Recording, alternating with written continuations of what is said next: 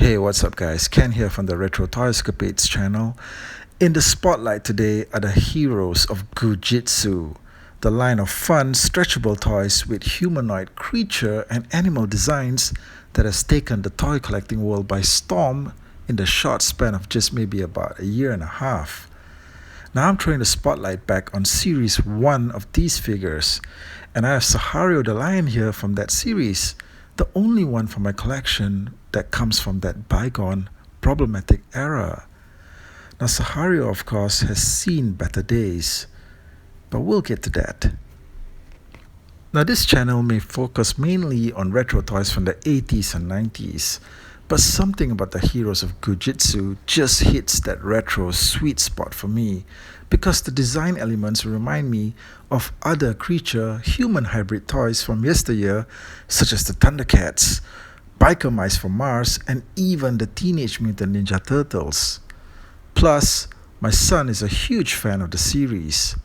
Now, some of you might remember an earlier video on the channel from about a year ago when I talked about the first Heroes of GOO JIT toy I purchased. And that would be Trash the Shark from Series 1. Now that toy was a whole lot of fun for maybe about 30 minutes. See, the whole deal with the toys was that you could stretch them really far.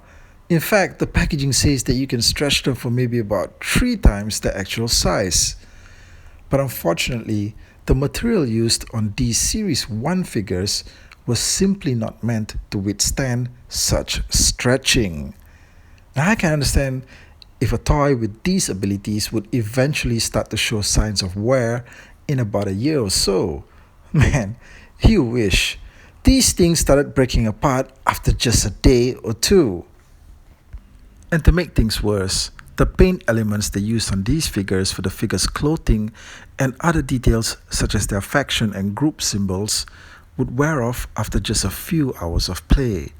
In fact, they would start to fade off just by you touching them with your hands, just by making contact with skin. Now when I saw this was happening to the trash figure after less than a day of purchase, I was horrified. I went online and I searched back all the video reviews that were being done by prominent YouTube channels at the time that were talking about the figures. Not a single one of them mentioned anything about these defects. I even left a comment on one of their channels asking them if they noticed anything like this, and no one replied. In some of the videos, you can even see the paint on the figures coming off as the reviewers were handling them. You mean to say that they didn't notice anything? That's straight up bullshit. I mean, I know that these guys are getting the toys for free from the distributor and have to maintain their relationship and all, but if you're doing a review, then you owe it to your people tuning in to give them the real deal. Now, I contacted the manufacturer Moose Toys on their Facebook page to report the problem. They directed me to their local importer here in Malaysia, and I was told to bring the trash figure all the way back to the store that I had purchased him from and get him replaced with either a new trash figure or a similar GOO JIT character of a similar value. And that's basically about it. No refund or compensation was offered. Maybe they didn't want to open the floodgates because clearly this was a massive screw up on the part of their research and development and quality control teams. However, they did mention here that their design team was looking into the issue. So, yay. Now, as it turns out, the store that I took trash from was almost sold out of Series 1 GOO JIT figures at the time, and left with just a small skeleton crew of figures. And that's how I ended up with Zohario here. Now I knew that I would more than likely face the same issue with Zohario as I did with Trash. But a part of me did hope that was just a one-off and not something that was to be repeated throughout the entire line. But as you can see from these images taken a few days after I had gotten hold of Zohario, now this thing was already crumbling apart. Oh well, it was fun while it lasted. Anyway, what makes things worse is that these defects are coming from the approved play pattern.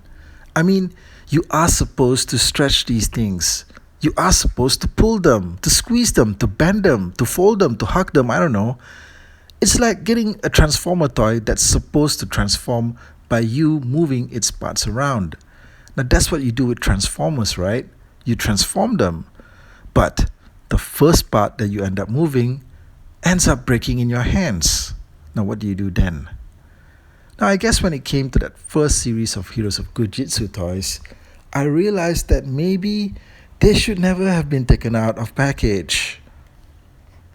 Now, I thought that after that first series, the Heroes of GOO JIT was over. But then I started to hear that they were doing new things with the line from series 2 and 3 onwards, and I started to get intrigued. These newer figures, like Pentaro here, clearly showed that Moose Toys took notice of what was happening with the first series of figures, and they went back to the research board and had new technology incorporated into the figures. Look, it even says here, all new materials. Let me try and get this into focus. Okay, it's really microscopic print, but it does say all new materials, trust me.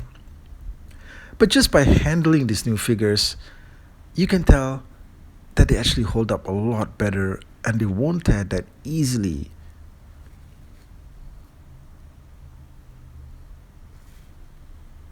I mean, if you stabbed a knife through it or tied it to two 4x4 off-road vehicles that were going in separate directions, it would still rip. But other than that, you're all good, man. Yeah, watch this thing stretch.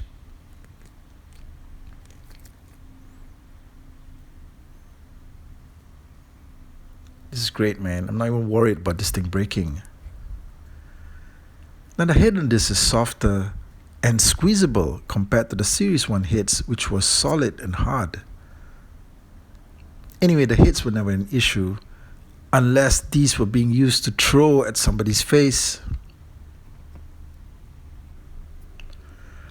Okay, other notable changes include the clothing pieces on the figures.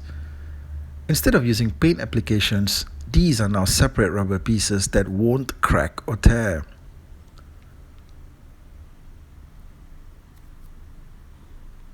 Also, the group symbols are sculpted into the same rubbery gel-like material that's used for the body, instead of being painted on. So there's no chance of these fading away. Now the same deal with Redback here, who's an evil spider character. Now you can stretch him about with confidence. This is great, man. Now the company switched things about in a big way. These toys now actually do what they're advertised to do. And after all that pulling and squeezing, you're still left with your toy in one piece.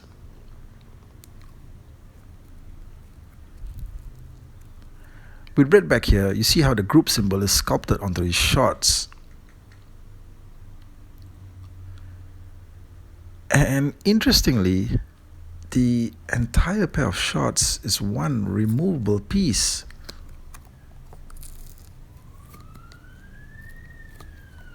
So you can basically get the whole thing off and have him become 100% spider.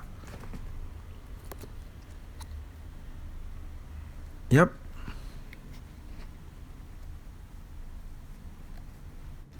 Now I think it's great that these toys can now be played with without fear of them falling apart. But I do hope that the initial first series of figures is revised with the new toy technology that they're using now. Now some of those figures like the silverback gorilla and the graplock octopus had the best designs. And I recently came across the trash and glow-in-the-dark Rockjaw versus 2-pack from Series 1. That's gotta be kinda rare now, right? I was so tempted to get it, but I had to stop myself because I knew that I would be disappointed when it eventually started to crumble. So that's the video, guys. Let me know what you thought of it. If you do collect the heroes of GOO JIT, do share what your experience has been, especially with the initial first series of figures until now. And I do hope for your support as well in subscribing to the channel so that we can keep this thing going. Thank you, and I'll catch you guys again real soon.